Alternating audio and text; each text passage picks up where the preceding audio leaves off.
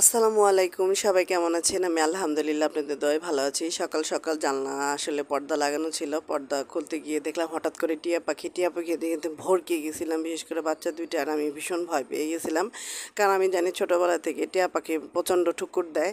তা খুব কাছে গিয়ে তার ভিডিও করা শুরু করে দিলাম। তো দেখলাম অনেকক্ষণ থেকে টিয়া পাখি আছে, টিয়া পাখি কিছুতেই যাবে না, মনে হয় এটা পোষা টিয়া পাখি।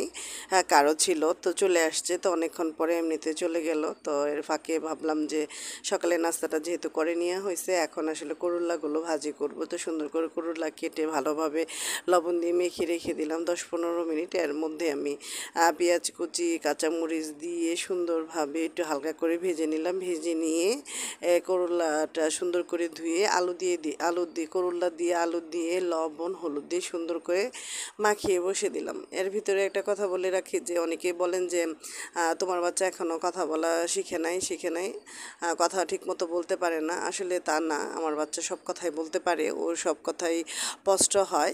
শিল্পকলা দেওয়ার মানে এই না যে আমার বাচ্চা কথা বলতে পারে না বা তার কথায় কোনো জড়তা আছে, কিন্তু ওর একটু কথায় আছে একটু হালকা হালকা ভাব। তার জন্য আমি শিল্পকলায় দিচ্ছি, ডাক্তারের পরামর্শে দিয়েছি।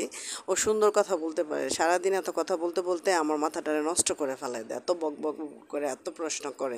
কিন্তু আসলে দেখা গেছে যে কোথাও গেলেও কোনো কথা বলে না। মানুষ মনে করে বাচ্চাটা কি শান্ত চুপচাপ, কোনো কথাই বলে না, এখনও কথাই বলা শিখে নেয়। তা না, ও ভীষণ দুষ্ট একটা বাচ্চা, কিন্তু আসলে সবাইকে তো আসলে বলা যায় না। তো আজকে হঠাৎ করে দেখি বিকালে প্রচুর পরিমাণে বৃষ্টিতে এসে আসলে খুব বাহানা করলো তার বাবাকে, বাবা একটা বার্গার কিনে নিয়ে এসে দিও। বাবা এই বৃষ্টিতে ভিজে এই সাভার টাউনের ভিতরে যে একটা বার্গার কিনে নিয়ে এসে দিছে। তো দেখা গেছে যে বার্গার নিয়ে আসার পর আমি খুব বললাম যে দাও মা, আমি একটু তোমাকে খুলে দিই। অন্যবাও ভাবতেছে আমি খেয়ে ফেলবো, বললাম যে আমি খাবো না। ওই একাই নিজে হাতে খাওয়া শুরু করে দিছে। সাধারণত ফার্স্ট টাইম ও একা নিজে হাত দিয়ে খাইলো, সবসময় আমি খাইয়ে দিই।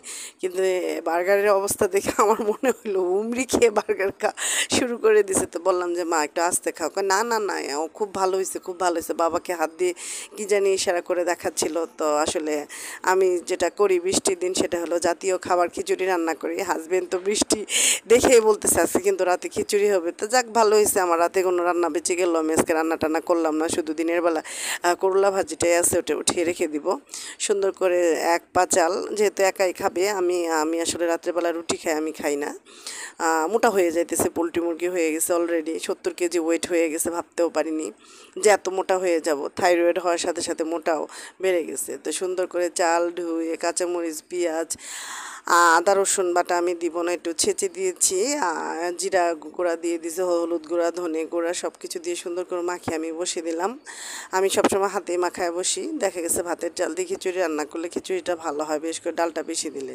এর মাঝখানে আমি ফোড়নের জন্য 2টা মরিচ হালকা করে ভেজে নিলাম, আর রসুনটা আমি ফোড়নের সাথে দিয়ে দিব। সুন্দর করে রসুন ভেজে দিয়ে দিলাম। আমার কাছে মনে হয় যে যে কোনো রান্না শেষে যদি আপনি রসুন দিয়ে ফোড়নটা দেন, তাহলে এত পরিমাণে গ্রান আসে, এত পরিমাণে খেতে টেস্টি লাগে, খাবারের স্বাদ ডিফারেন্ট হয়ে যায়। যখন রসুন দিয়ে বাগার দিবেন তখন খাবারের স্বাদ অন্যরকম হবে, খেতেও ভালো লাগবে, আপনাদেরও মন ভালো চাইবে। তো আমি বাগারটা দিয়ে দিলাম। তো বাগার দিয়ে এর মাঝখানে আমি আসলে মরিচ ভর্তা করে নিলাম আর ডিমটা ভেজে নিলাম। যেহেতু খিচুড়ি, সেহেতু ডিম ভাজি না হলে তার খিচুড়ি চলে না।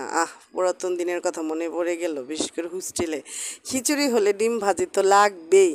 তো সবার যদি আমার ভিডিওগুলি ভালো লেগে থাকে অবশ্যই চ্যানেলটি সাবস্ক্রাইব করবেন, বেশি বেশি লাইক দিবেন, শেয়ার করবেন, কমেন্ট করবেন, আর আমাদের জন্য দোয়া করবেন।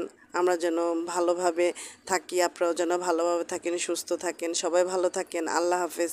আর আমার ভিডিও বেশি বেশি করে দেখবেন।